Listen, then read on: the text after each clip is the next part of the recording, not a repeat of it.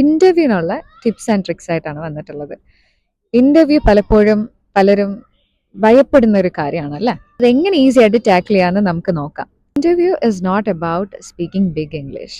It's about speaking clear and confident English. അത് നിങ്ങൾ മനസ്സിലാക്കിയാൽ തീരാവുന്ന പ്രശ്നമുള്ളൂ. കോൺഫിഡൻസ് ഒരു മെയിൻ ഫാക്ടറാണ്. ഏതൊരു ക്വസ്റ്റ്യനും ആൻസർ ചെയ്യുന്നതിന് മുന്നേ you have to listen carefully. Listening skills ഭയങ്കര ഇമ്പോർട്ടൻ്റ് ആണ്. ഞാൻ ഒരുപാട് പേരുടെ എക്സ്പീരിയൻസ് കണ്ടിട്ടുണ്ട്. എൻ്റെ എക്സ്പീരിയൻസും അങ്ങനെയൊക്കെ തന്നെ ആയിരുന്നു. ഒരു ക്വസ്റ്റ്യൻ കിട്ടുമ്പോഴത്തേക്ക് നമ്മൾ പാനിക് ആവും. അയ്യോ, ഈ question I am not familiar with the question, ഞാൻ എങ്ങനെ ആൻസർ ചെയ്യും? So listen carefully to the question.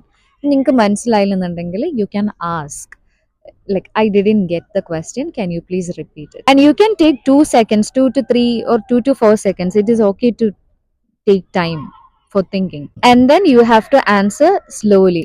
Rushil onnum ponda, because you are not in a competition. Slow ആയിട്ട് ആൻസർ ചെയ്യുക.